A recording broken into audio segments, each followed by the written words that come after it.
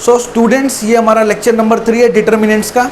Briefly हम recap कर लेते हैं कि हमने लेक्चर नंबर 2 में क्या देखा था, क्योंकि जो आज का डिस्कशंस हैं वो हैवीली डिपेंडेंट है हमारी पिछली डिस्कशंस पे।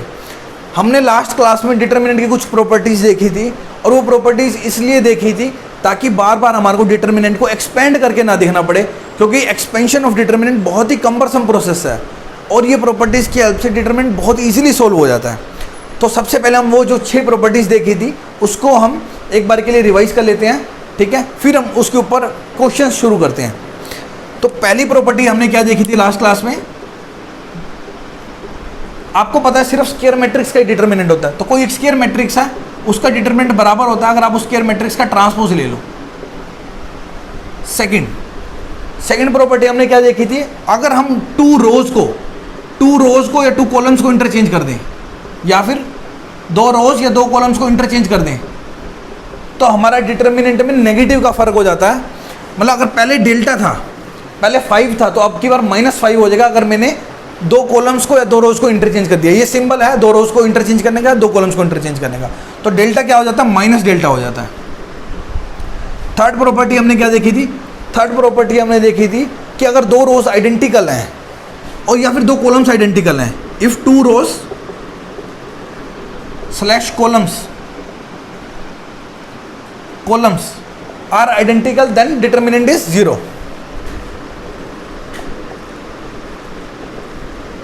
Then delta is equal to 0। Delta मतलब डिटर्मिनेंट। फोर्थ प्रॉपर्टी हमने क्या देखी थी, ये बहुत इंपॉर्टेंट प्रॉपर्टी है, काम आ जाती है, कि किसी भी स्केलर को मल्टीप्लाई करना हो डिटर्मिनेंट में, मैट्रिक्स से थोड़ा सा डिटर्मिनेंट में डिफरेंस है इस प्रॉपर्टी में। मैट्रिक्स में क्या होता था कि हर जगह मल्टीप्लाई होता था, जबकि डिटर्मिनेंट में क्या है, ये किसी एक रो एक कॉलम में मल्टीप्लाई होगा। तो ये या तो आप रो 1 में भेज सकते हो, या रो 2 में भेज सकते हो, या रो 3 में, या कॉलम 1 में, या कॉलम 2 में, या कॉलम 3 में। मैं क्या कर रहा हूँ, मैं कॉलम 1 में भेज के दिखा रहा हूँ। मैं एक बार फिर से बता रहा हूँ, अगर ये मैट्रिक्स होती तो ये के सबके साथ मल्टीप्लाई होता, जबकि डिटर्मिनेंट में थोड़ा सा डिफरेंट है, या तो किसी रो या किसी कॉलम के साथ मल्टीप्लाई होगा। मैं कॉलम 1 में भेज रहा हूँ तो क्या बन जाएगा, के A1, के B1, के C1, बाकी सब सेम रहेंगे, A2, B2, C2, A3, B3, C3। Similarly इस डिटर्मिनेंट में से मैं कुछ के बाहर ले सकता हूँ, के बाहर लूँगा तो ये क्या बन जाएगा, A1, B1, C1, A2, B2, C2, A3, B3, C3। तो कहने का मतलब किसी स्केलर को मल्टीप्लाई कर सकते हैं डिटर्मिनेंट के साथ, डिटर्मिनेंट में कुछ कॉमन ले सकते हैं, अगर वो कॉमन लेंगे तो एक रो एक कॉलम से निकल के आएगा। फिफ्थ प्रॉपर्टी हमने क्या देखी थी, एडिशन ऑफ 2 डिटर्मिनेंट्स। वो हमने कैसे देखा था एडिशन ऑफ डिटर्मिनेंट्स, मान लो ये A1, B1, C1 है, और ये A2, B2, C2 है, और ये A3, B3, C3 है। तो हमने देखा था एक रो ये एक कॉलम ही ऐड होती है। अगर आप रो वाइज देख रहे हो तो बाकी 2 रोज को सेम होना पड़ेगा। जैसे कि फॉर एग्जांपल यहाँ पर क्या हो जाएगा, A2, B2, C2 सेम रहेंगे, A3, B3, C3 सेम रहेंगे। बस यहाँ पर अगर λ1, λ2, λ3 है तो आप रो 1 को इसकी रो 1 के साथ ऐड कर सकते हैं, कोरोस्पोंडिंग एलिमेंट्स को। तो नया डिटर्मिनेंट क्या आ जाएगा, A1 plus λ1, B1 plus λ2, C1 plus λ3, और ये सेम का सेम रहेगा, A2, B2, C2, A3, B3, C3।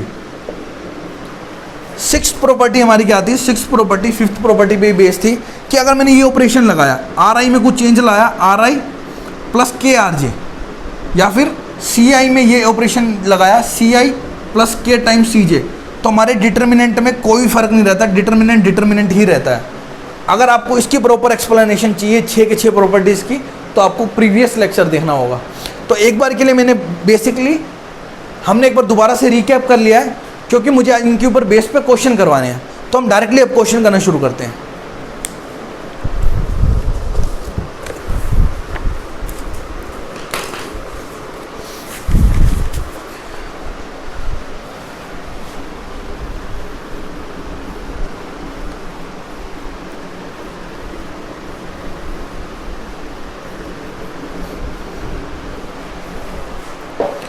Question करने का तरीका आपको पता ही है। पहले आप पॉज करेंगे वीडियो को, स्टेटमेंट लिखने के बाद खुद से ट्राई करेंगे, और फिर मेरे साथ डिस्कशंस में पार्ट लेंगे।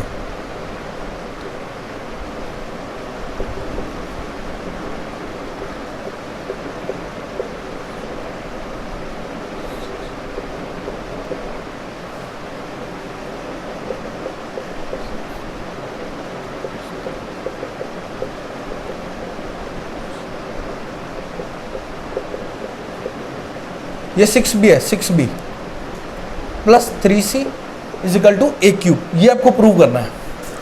चलो देखते हैं। तो अब मैं आपको बताता हूँ कि इस तरह के क्वेश्चन सोल्व कैसे करते हैं। बहुत सारी ट्रिक्स लगती हैं आपको डिटर्मिनेंट के क्वेश्चन सोल्व करने के लिए। वो ट्रिक्स कहाँ से आती है? 6 की 6 प्रॉपर्टीज से आती है। तो अभी मैंने जो 6th प्रॉपर्टी बताई थी वो सबसे ज़्यादा यूज़ होती है। मैं वही चीज़ करने वाला हूँ। मैं क्या करने वाला, मैंने क्या देखा, ये a है, ये 2a है, ये a है, ये 3a है। तो अगर मैंने ऐसा किया कि मैंने इस रो को 2 से मल्टीप्लाई करके इस वाली रो में सब्ट्रैक्ट कर दिया तो यहाँ 0 बन जाएगा। इसी तरीके से इस रो को मैंने 3 से मल्टीप्लाई किया और R3 में से सब्ट्रैक्ट कर दिया तो ये 3a 0 हो जाएगा।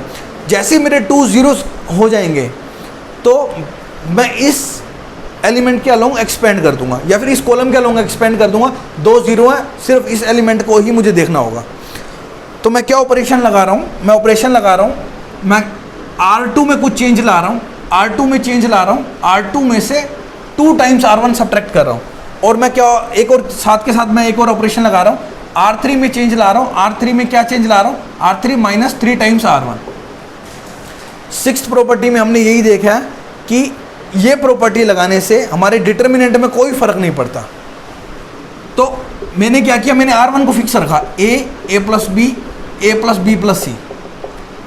R2 में से चेंज ला रहा हूँ, R2 माइनस 2 R1, तो 2 टाइम्स किया और सब्ट्रैक्ट कर दिया, 2a 0 हो जाएगा, 2a 3a, 3a में से 2a गया a, 2b कैंसिल हो जाएगा, 2a 4a, 2a रह जाएगा, 3b 2b, b रह जाएगा, 2 से कैंसिल हो जाएगा। अब मैं क्या करूँ, 3 से मल्टीप्लाई करके सब्ट्रैक्ट कर रहा हूँ, 0, 3a 6a, 3a, 3b cancel हो जाएगा, 3a 10a 7a, 6b 3b plus का 3b, 3c कैंसिल हो जाएगा, इज इक्वल टू हमारे को प्रूव करना है a क्यूब।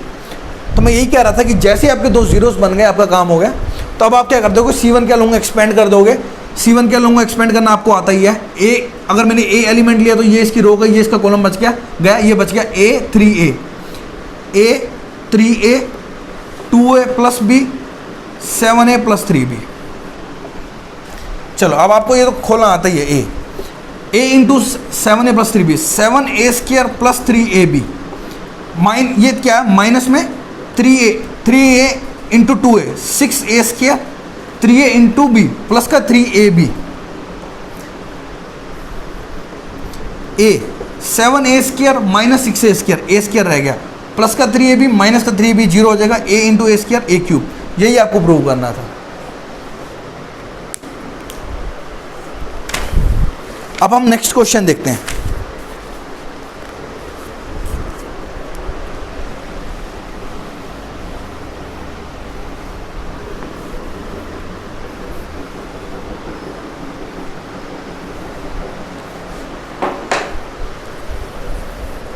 नेक्स्ट क्वेश्चन में उसने पहले ही लिख दिया, विदाउट एक्सपेंडिंग प्रूव दैट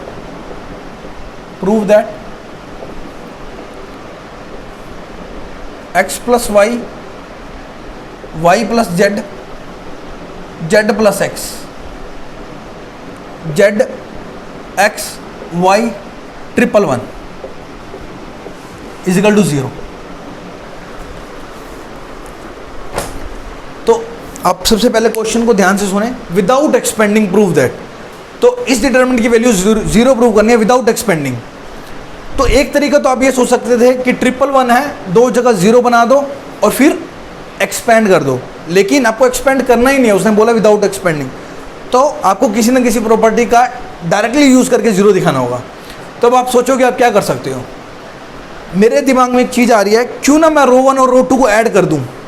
उससे क्या होगा, अगर मैं R1 में ये चेंज लेके आऊँ, R1 में ये चेंज लेके आऊँ कि R1 प्लस R2, तो होगा क्या, उससे देखना x plus y plus z, y plus z plus x, x plus y plus z बन जाएगा, z plus x plus y, फिर से x plus y plus z बन जाएगा। मैं आपको दिखाता हूँ, R1 प्लस R2 कर दूँ और वो R1 में चेंज ला रहा हूँ, x plus y plus z, y plus z plus x, z plus x plus y, और ये क्या आपका z x y triple one. अब इससे क्या हुआ, पहली रो से आप x plus y plus z common ले सकते हो, वो कॉमन आते ही यहाँ पर ट्रिपल वन बन जाएगा। पहली रो में ट्रिपल वन, थर्ड रो में ट्रिपल वन, दो रोज आइडेंटिकल होते ही आंसर क्या आ जाएगा 0। यही आपको करना था। अब हम नेक्स्ट क्वेश्चन देखते हैं।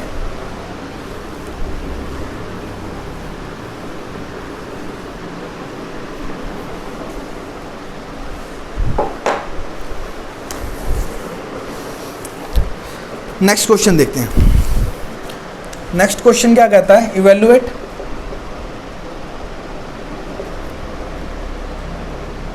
Delta is equal to triple one a b c, b c c a b. तो आपको क्या करना पड़ेगा, देखो आपको ट्रिपल वन मिल गए तो आप क्या कर सकते हो, 2 0 बना सकते हो। वो कैसे, आप R2 में चेंज लाओगे R2 माइनस R1, और फिर R3 में चेंज लाओगे R3 माइनस R1। उससे क्या होगा देखते हैं। हम R1 में कोई चेंज नहीं ला रहे तो ऐसे लिख देते हैं 1ABC, R2 में चेंज ला रहे हैं R2 माइनस R1, तो यहाँ 0 B minus a c a minus b c, 0 C minus a b minus b c. ठीक है, अब देखते हैं यहाँ पर B माइनस ए है, यहाँ पर सी ए माइनस बी सी है। तो अगर मैंने यहाँ पर C ले लिया कॉमन, C कॉमन लेते यहाँ पर क्या बन गया A माइनस बी, और यहाँ पर a b minus b c, b common है लेते ही मेरा बन गया A माइनस सी। अब आप देखो, आप फर्दर क्या कर सकते हो, B माइनस ए, मैंने यहाँ B माइनस ए है, यहाँ A माइनस बी है, तो हम कॉमन ले सकते हैं। मैंने क्या कर दिया, सेकंड रो में से B माइनस ए कॉमन ले लिया, और थर्ड रो में C माइनस ए माइनस सी, तो C माइनस ए कॉमन ले लो। 1ABC 0, B माइनस ए कॉमन ले लिया तो 1 बच गया, B माइनस ए कॉमन लेते हैं यहाँ माइनस सी बच जाएगा, ये 0, C माइनस ए कॉमन लेते हैं 1 बच जाएगा, C माइनस ए कॉमन लेते हैं माइनस बी बच जाएगा। अब आप सिंपली एक्सपेंड कर सकते हो। एक्सपेंड आप यहाँ भी कर सकते थे, डायरेक्टली 2 0 बन गए, 1 के अलोंग एक्सपेंड कर दो, लेकिन और सिंप्लीफाई हो रहा है ये एक्सप्रेशन, तो मैंने डायरेक्टली कॉमन ले लिया B minus a C minus ए। चलो अब 1 के अलोंग आप एक्सपेंड करोगे तो क्या रहेगा, minus b minus 1 into minus c plus का C। तो आपका फाइनल आंसर क्या आया, B minus a C minus a C minus b, यही आपका आंसर है। चलो नेक्स्ट क्वेश्चन देखते हैं हम।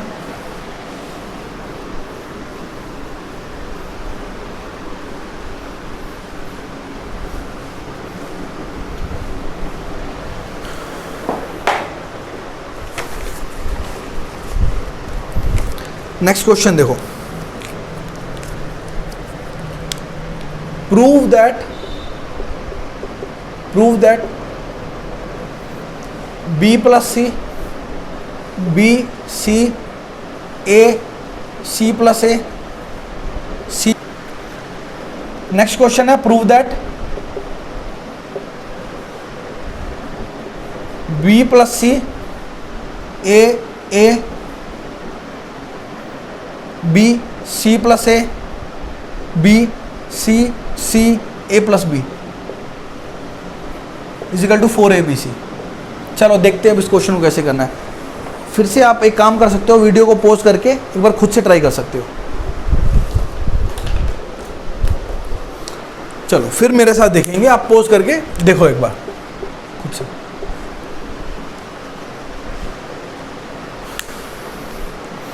मुझे पता क्या लग रहा है, यहाँ पर B प्लस सी है, यहाँ B है और ये C है। अगर मैंने इन दोनों को ऐड कर दिया और इसमें सब्ट्रैक्ट कर दिया तो यहाँ 0 क्रिएट हो जाएगा। तो बेसिकली आपका एक गोल तो ये होना चाहिए, जितने मैक्सिमम जगह आपका 0 क्रिएट हो रहे हैं आपको वो करने चाहिए। चलो देखते हैं। तो मैंने क्या किया, R1 में चेंज ला रहा हूँ, R1 में से मैं R2 को भी सब्ट्रैक्ट कर रहा हूँ और R3 को भी सब्ट्रैक्ट कर रहा हूँ। B भी सब्ट्रैक्ट होगा, C भी सब्ट्रैक्ट हो जाएगा, 0 बन जाएगा, 0 बन गया। अब यहाँ से मैं सब्ट्रैक्ट करूँगा A minus C minus A minus A 0 हो जाएगा, यहाँ बन गया माइनस C, और यहाँ पर भी माइनस C आएगा तो -2C रह जाएगा। आप करके देखो, आपको समझ में आ जाएगा। ये इस ए के साथ माइनस होकर जीरो हो जाएगा, ये बी माइनस होगा, ये भी बी माइनस होगा, तो -2 भी रह जाएगा। बस मैंने R1 में ही चेंज लाया था। अभी क्या रहेगा, बी सी प्लस ए, बी सी ए प्लस बी। अब मैं क्या कर सकता हूँ, पहली रो में से -2 कॉमन ले सकता हूँ। यहाँ पर -2 है, यहाँ पर भी -2 है, तो मैंने क्या किया, इस -2 और -2 को बाहर ले लिया, बच गया -2 यहाँ पर। अब देखते हैं आप क्या कर सकते हैं। अब मैं क्या सोच रहा हूँ कि ये देखो, ये सी है, ये सी है, ये बी है, ये बी है, तो अगर मैं सब्ट्रैक्ट कर दूंगा तो मेरे और भी जीरोस क्रिएट हो जाएंगे। तो मैं क्या कर रहा हूँ, इस रो में से इस रो को माइनस करता हूँ इस रो में से, तो b माइनस बी 0 हो जाएगा, -2। देखो मैंने क्या ऑपरेशन लगाया, मैं R2 पे ऑपरेशन लगा रहा हूँ। R2 पे क्या ऑपरेशन लगाया, R2 minus R1, -2 0 C B। R2 में ऑपरेशन लगा रहा हूँ, मैं R1 माइनस कर रहा हूँ, तो B माइनस करते ही ये क्या रह जाएगा, A रह जाएगा, क्योंकि C कैंसिल हो जाएगा और ये 0 बन जाएगा। इसी तरीके से मैं R3 में भी ये C है, ये C है, मैं सब्ट्रैक्ट कर रहा हूँ। मैं सब्ट्रैक्ट क्या कर रहा हूँ, R3 में ऑपरेशन लगा रहा हूँ, R3 में R1 सब्ट्रैक्ट कर रहा हूँ।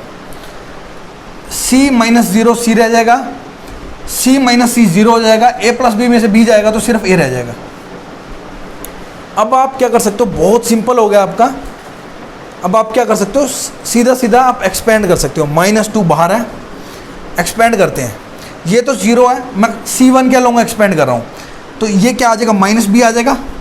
आपको पता है -B क्यों आया, तो ये रो गई, ये कॉलम गया, बच गया C0 BA। अगला एलिमेंट क्या आएगा, C प्लस का C। ये रो गई, ये कॉलम गया, CA B0 -2। ये क्या आ जाएगा, AC। इसको तो क्या ही देखोगे, 0, AC -B minus ABC plus का, ये क्या आ जाएगा, C × 0 0 minus AB minus ABC -2ABC -2ABC को -2 से करोगे तो 4ABC आ जाएगा। यही आ रहा है आपके राइट साइड पे। चलो एक और अच्छा क्वेश्चन करते हैं, बस उसके बाद आज के लिए इनफ रहेगा।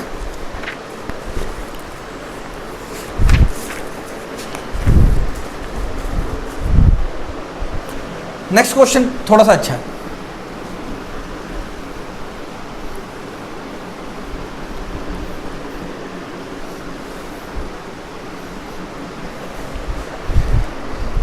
नेक्स्ट क्वेश्चन क्या कहता है,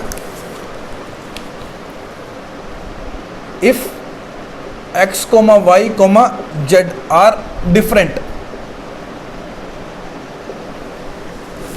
and delta is equal to XYZ